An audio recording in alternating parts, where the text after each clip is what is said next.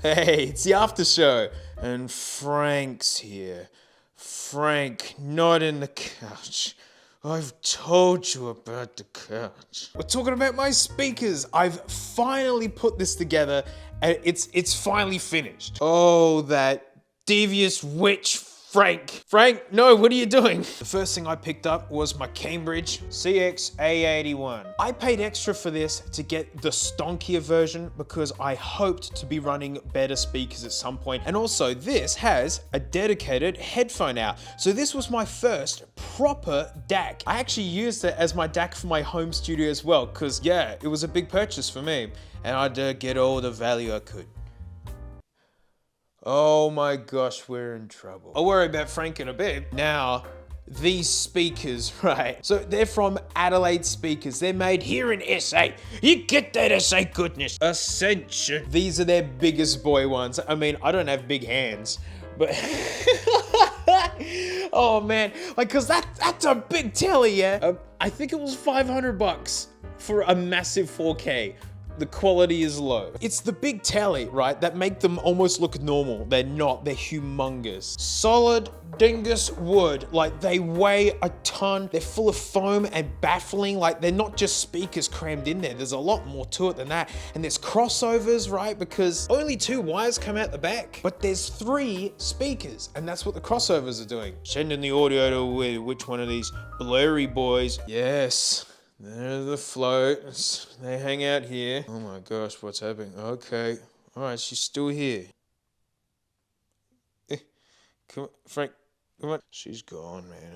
Oh gosh. I don't want to have to pull her out. The stacks live here. The Energizer's tucked away. And that's what that insanely long headphone cable's for. It's so you can sit back on your comfy snake chair. It took me about 6 months to hunt down a matching pair of these really old school ones because I wanted old school ones. Because yeah, I want to prove good headphones stay good. And it's because like the coolest thing about speakers is the fact that, you know, 2 people can share the exact same experience. Headphones, that's hard.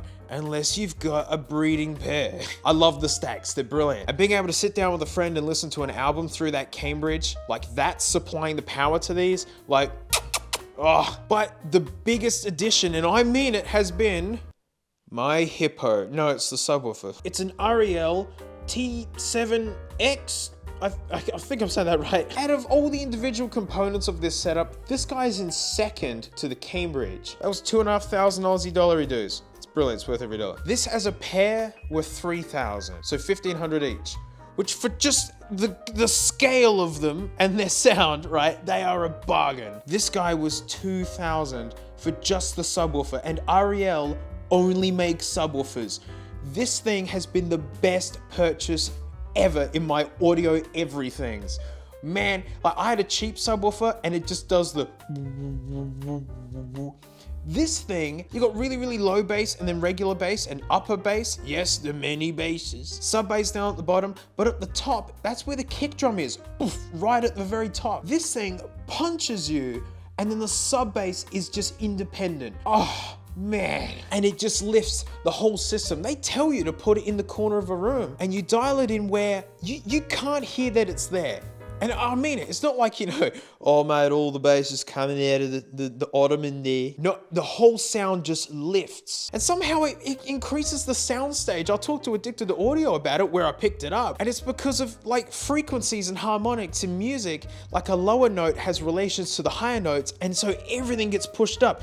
That's why there's music degrees. There's a lot to talk about. Oh man, actual, uh-oh. Aha! Well. And hiding in here is the vinyl, man, that I've barely used. I've only just got it. I've only put a couple of discs on it because I've never used vinyl for, and I mean it. I got some now. Look, they're brand new. It's super fun. It's great. This is way more hardcore of a turntable than I wanted to get. I bought an automatic one and it just went terribly. so I went back and then I ended up getting this super hardcore Avid one. Ingenium, I believe it's called. The motor is separate. There's no chassis.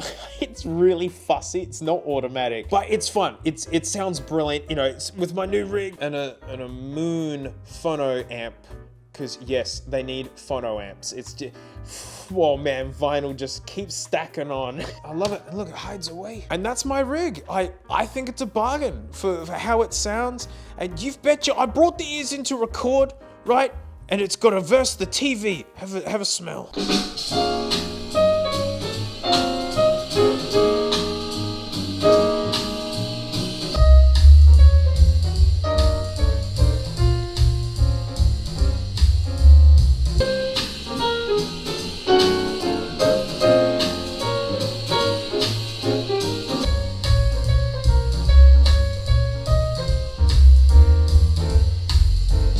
A little bit too much subwoofer still, but I did have it pretty loud because I had the ears all the way back here.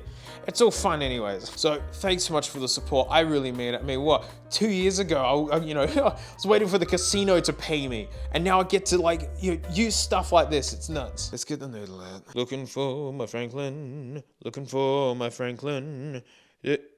Oh goodness, no, hang on. Oh my goodness.